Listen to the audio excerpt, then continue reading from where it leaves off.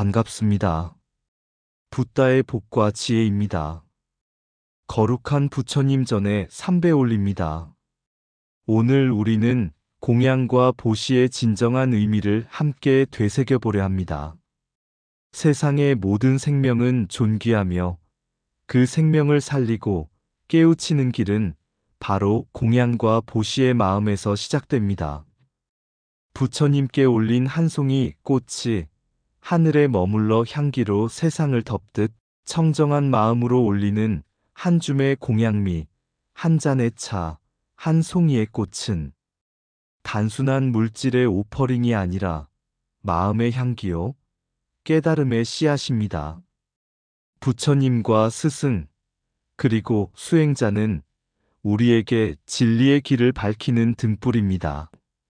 그 등불에 향을 피우고 등불 앞에 마음을 다해 공양을 올릴 때 그 공덕은 한 생에 머무르지 않고 세세생생의 복덕과 지혜로 이어집니다.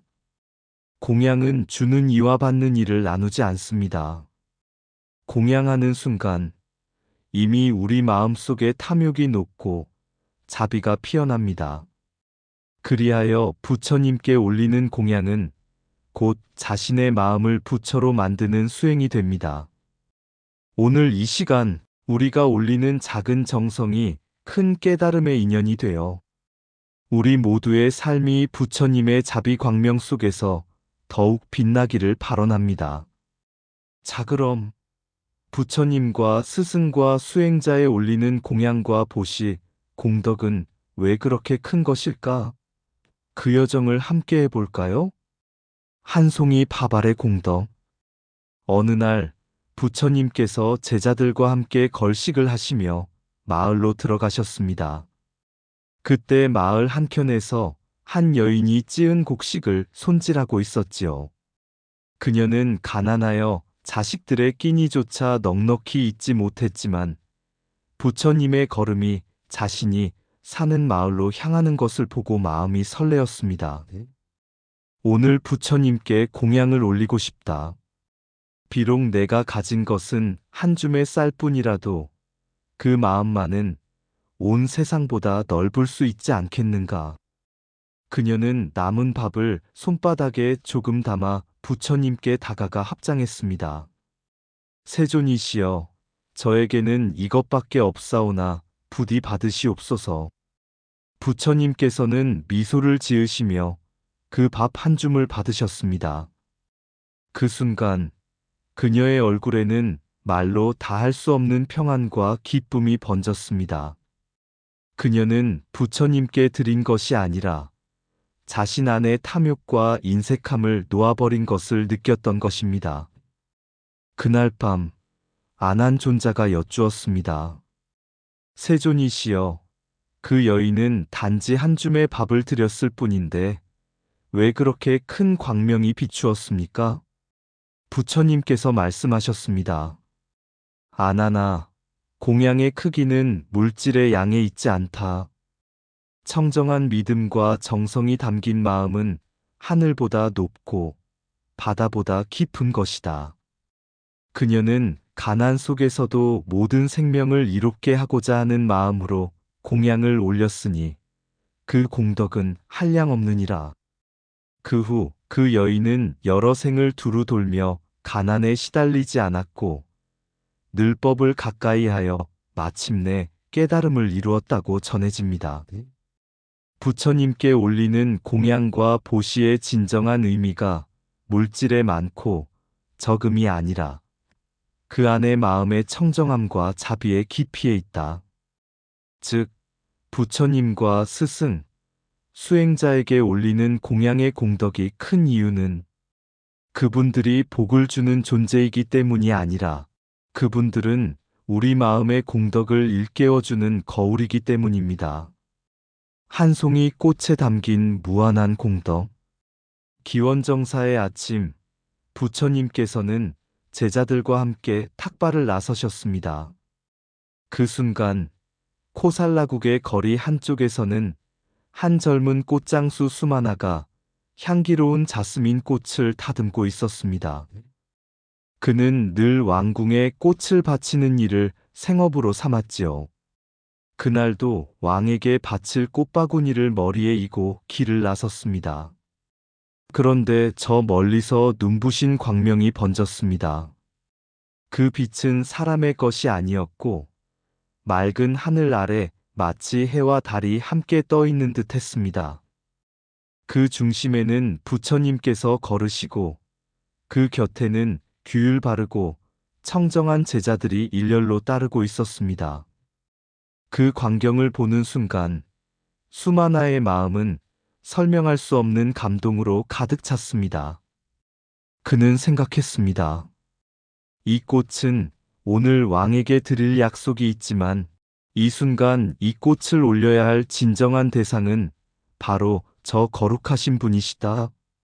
순간 그의 마음속에는 계산도, 두려움도, 손익도 사라졌습니다. 그는 왕의 노여움을 받을지도 모르고 목숨을 잃을지도 모른다는 생각조차 뒤로하고 부처님 앞에 무릎 꿇고 두 손으로 꽃을 하늘로 던졌습니다. 세존이시여, 제 생명이 다하더라도 이 꽃만은 부처님께 바치겠나이다. 그가 던진 꽃은 땅에 떨어지지 않았습니다. 공중에서 부처님 머리 위에 머물러 하얀 일산을 이루었고 양옆의 꽃들은 성벽처럼 부처님을 감싸며 부처님의 걸음을 따랐습니다. 도시 사람들은 숨을 죽였습니다. 저것이 인간의 일인가? 꽃이 하늘에 머물다니. 수많은 사람들이 합장하며 눈물을 흘렸습니다. 그날 저녁 부처님께서 기원정사로 돌아오시자 왕이 그 소식을 듣고 수마나를 불러 상을 내렸습니다. 그에게 8마리의 코끼리, 8필의 말, 8남자와 8여종, 그리고 황금 8,000냥을 주었습니다. 그러나 왕의 상보다 더 큰 상은 부처님의 말씀 속에 있었습니다. 아난이 부처님께 여쭈었습니다. 세존이시여, 수마나가 그저 꽃을 한 알은 바쳤을 뿐인데 어찌 그리 큰 광명이 일어났습니까? 부처님께서 미소 지으시며 말씀하셨습니다. 아나나, 그가 던진 것은 꽃이 아니라 마음이었다. 그 마음은 생명을 초월한 공경심이며 부처를 향한 절대의 신심이었다. 그 마음은 탐욕이 없는 마음, 두려움이 없는 마음, 계산이 없는 마음이니라. 그렇기에 그는 다시는 지옥, 악귀, 축생으로 태어나지 않을 것이며 마침내 벽지불이 되어 해탈을 이루리라. 그날 밤 부처님께서는 제자들을 모아 다음의 개송을 읊으셨다. 마음이 청정한 공양은 제물로 올리는 공양보다 크다. 꽃 한 송이의 향은 사흘이면 사라지지만 공경심의 향기는 세세생생토록 피어난다. 부처님께 공양을 올린다는 것은 단지 물건을 바치는 행위가 아닙니다. 그것은 자신의 마음을 공양 올리는 일, 즉 탐욕과 집착을 내려놓고 존경과 신심으로 마음을 깨끗이 하는 수행입니다. 꽃장수 수마나가 던진 꽃은 곧 생명을 초월한 공경심, 믿음이 물질을 이긴 마음의 상징이었습니다. 그래서 부처님께서는 그 공양의 무게를 물질로 재지 않으셨습니다. 그 한 송이 꽃 속에는 청정한 마음, 무한한 자비, 무조건의 신심이 담겨 있었던 것입니다. 부처님께 올리는 공양은 곧 나의 마음을 비추는 거울이다. 정성에서 나온 한 송이 꽃은 탐욕으로 쌓은 금산보다 값지다. 생명을 아끼고 믿음으로 행한 한 행동이 해탈의 씨앗이 된다. 한 송이 꽃을 올리되 그 마음이 청정하면 삼천대천 세계가 향기로 물든다. 공양은 손이 아닌 마음으로 올리는 것이다. 마음이 청정하면 모든 것이 공양이 된다. 한 번의 공경이 무량겁의 어둠을 밝히고 한 번의 신심이 생사고해를 건넌다. 작은 꽃 한 송이도 진심으로 올리면 온 우주가 기뻐한다. 공덕은 재물에서 생기지 않고 믿음과 청정한 의도에서 자란다. 한 생각의 순수함이 천 번의 수행보다 깊은 깨달음을 부른다. 부처님께 드린 것은 사라지지 않는다. 그것은 곧 자신 안의 깨달음으로 돌아온다. 몸은 작고 재물은 적을지라도 마음이 넓으면 하늘보다 크다. 생명을 바칠지라도 올리리라는 마음이 곧 불성의 문을 연다. 꽃은 시들지만 공경의 향기는 끝없이 퍼진다. 한 송이의 보시가 무한한 생을 건진다. 왜냐하면 그것은 나를 놓는 순간이기 때문이다. 진정한 공양은 부처님께 드리는 것이 아니라 내 안의 탐욕을 내려놓는 일이다. 순수한 마음은 1000개의 금보다 귀하다. 그 마음은 곧 깨달음의 씨앗이 된다. 공양의 손끝에서 탐욕이 사라질 때 지혜의 연꽃이 피어난다. 부처님께 꽃을 올리는 자는 자신 안의 부처에게 빛을 밝히는 것이다. 마음이 법을 낳고 법이 세상을 이롭게 한다. 어느 날 한 제자가 부처님께 여쭈었습니다. 세존이시여, 세상에는 부모께 드리는 효행, 가난한 이에게 베푸는 자비, 병든 자를 돌보는 공덕도 있습니다. 그런데 왜 스승과 수행자, 해탈하신 분들께 드리는 공양이 가장 큰 공덕이라 하시나이까? 부처님께서는 미소 지으시며 조용히 말씀하셨습니다. 그대가 해를 향해 등불을 들면 그 불빛은 해보다 밝을 수 없다. 그러나 그 불은 어둠 속에 있는 이를 비추고 길을 인도할 수 있느니라. 부처와 스승은 바로 어둠을 밝히는 태양이다.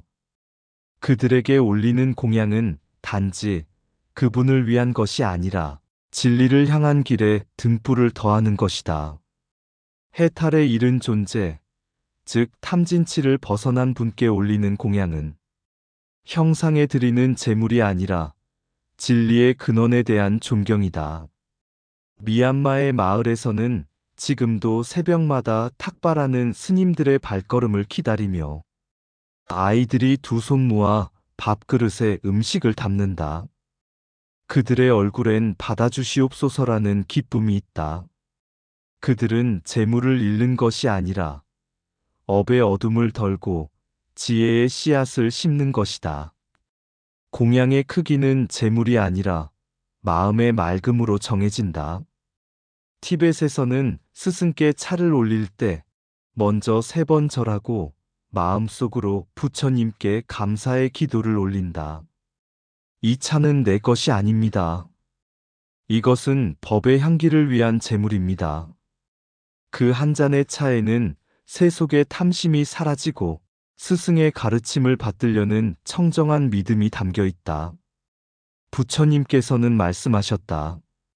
한 번의 청정한 공양은 무수한 생을 밝히는 등불이 되느니라.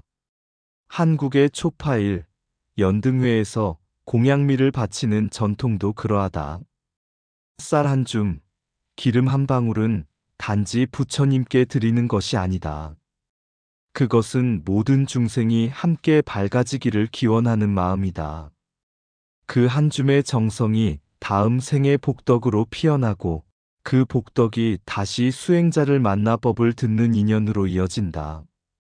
부처님께서 마지막으로 제자에게 이르셨다. 공양은 베풀미 아니라 마음의 수련이니라. 청정한 마음으로 올린 공양은 그 자체가 해탈로 향하는 문이 된다. 그대가 올린 음식은 한 끼에 사라질지라도 그대의 마음은 법으로 채워지리라.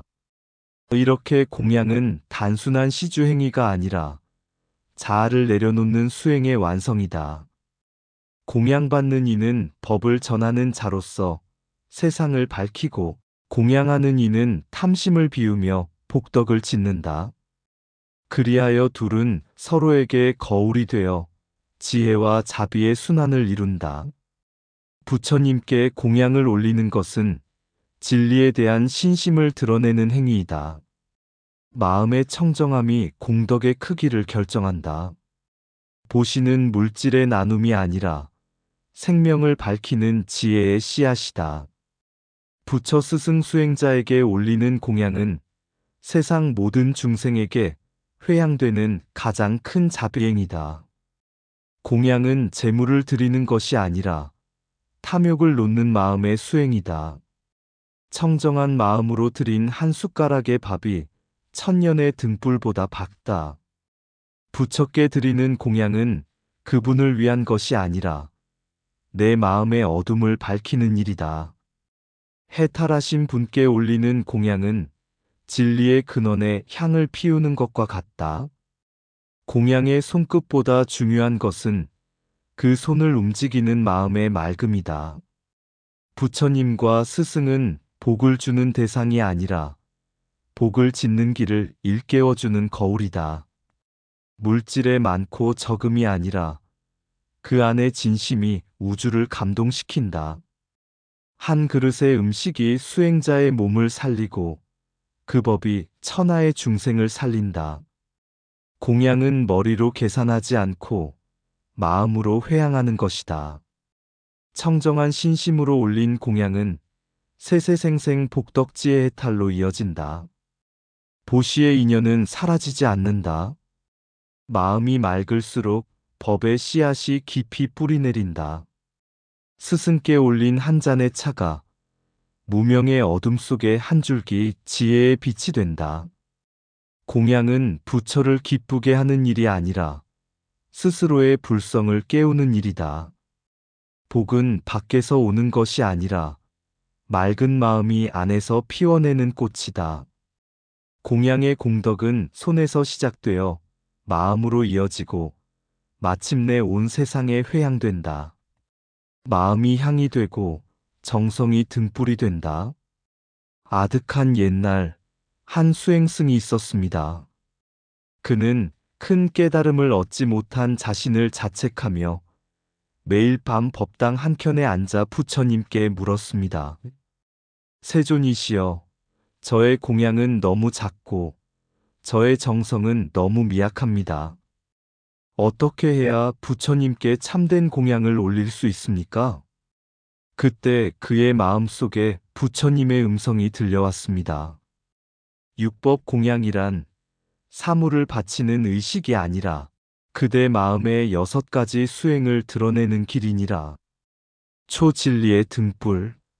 스님은 먼저 등불을 켰습니다. 그 빛은 작았지만 어둠을 밀어내며 속삭였습니다. 나는 나를 태워 세상을 밝힌다. 그는 깨달았습니다.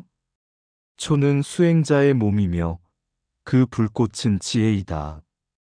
이 세상에서 자신의 탐욕과 무명을 태워 다른 이의 길을 비추는 것이 진정한 공양임을 알게 되었습니다.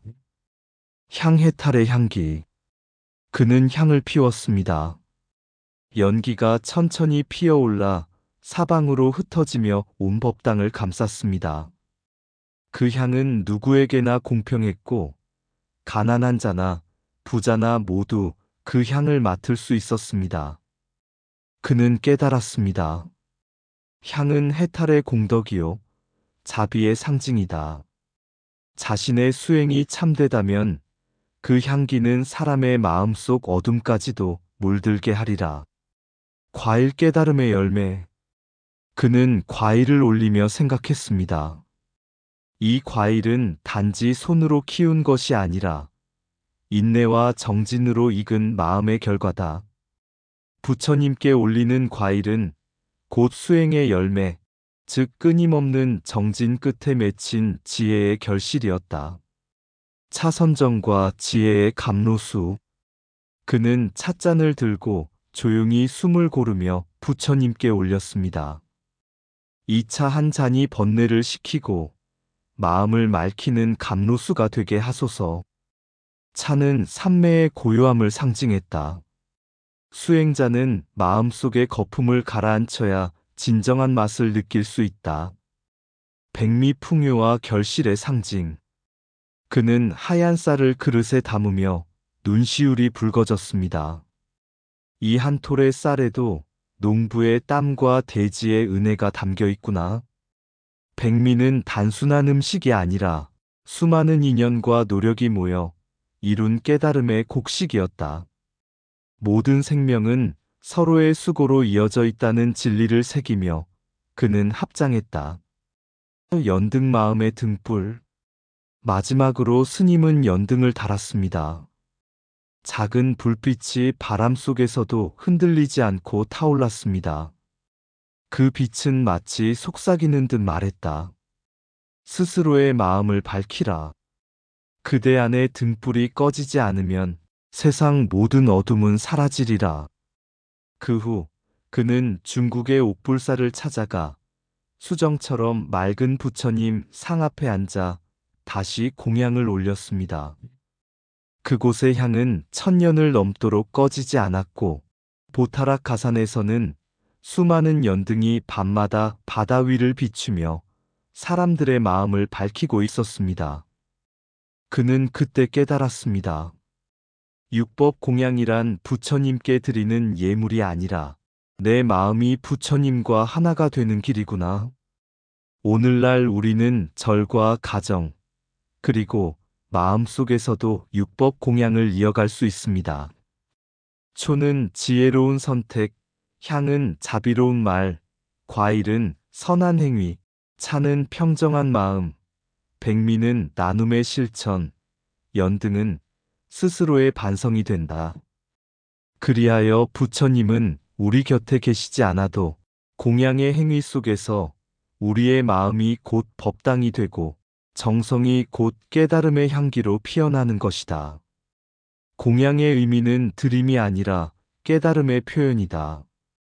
육법 공양의 6가지는 수행자의 6가지 마음 수련이다. 정성이 깃든 공양은 부처님을 장엄하고 자신을 정화한다. 마음의 향이 퍼질 때 세상은 곧 법당이 된다. 계율은 억압이 아니라 자유를 위한 길이다. 자비는 법의 근본이요 모든 계율의 뿌리다.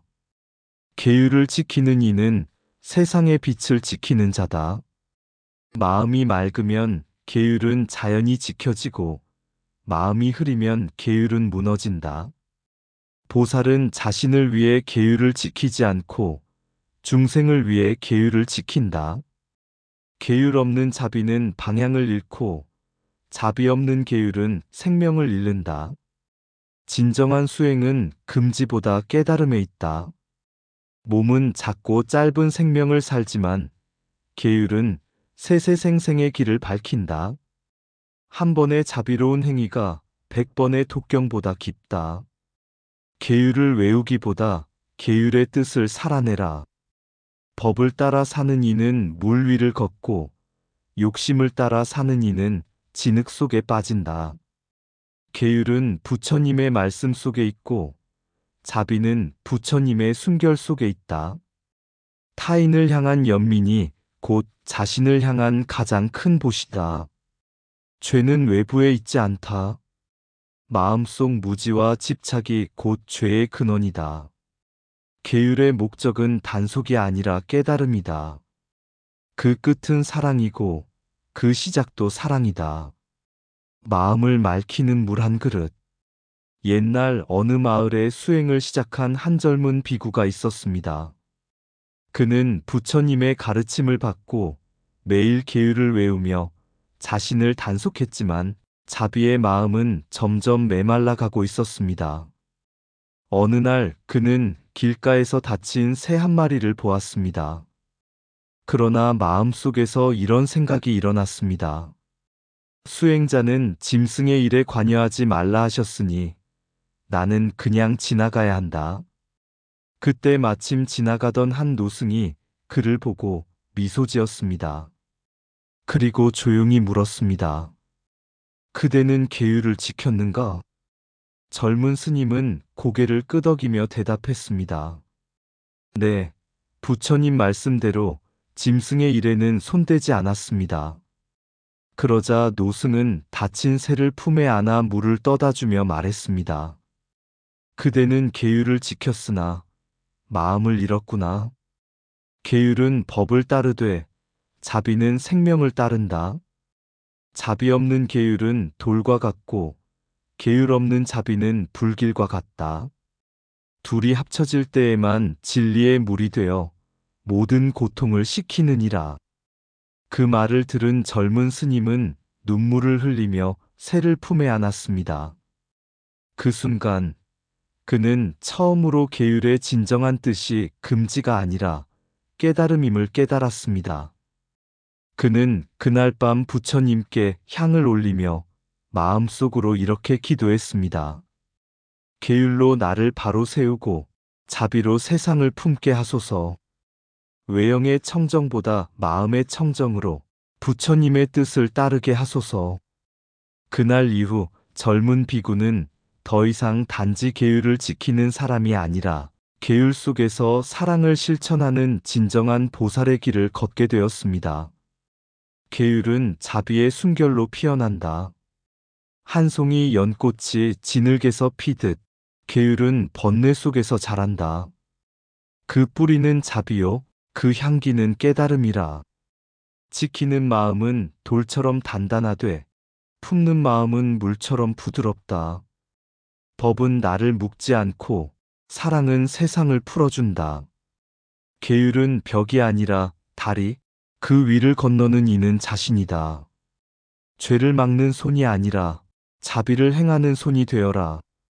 부처님은 말씀하셨다. 계율은 금이 아니라 빛이라. 그 빛으로 어둠을 보아라. 그 어둠 속에서도 중생을 품어라. 오늘도 나는 향 하나 사르고 마음의 법전을 펼친다. 한 글자, 한 숨, 한 걸음마다 자비가 나를 데리고 간다. 연꽃은 피어 스스로 말하네. 계율 속에 자비가 있고 자비 속에 부처가 있노라. 이상 붓다의 복과 지혜였습니다. 오늘도 복지구족한 날 되세요. 구독과 좋아요는 붓다의 복과 지혜를 밝히는 큰 자비의 등불이 됩니다.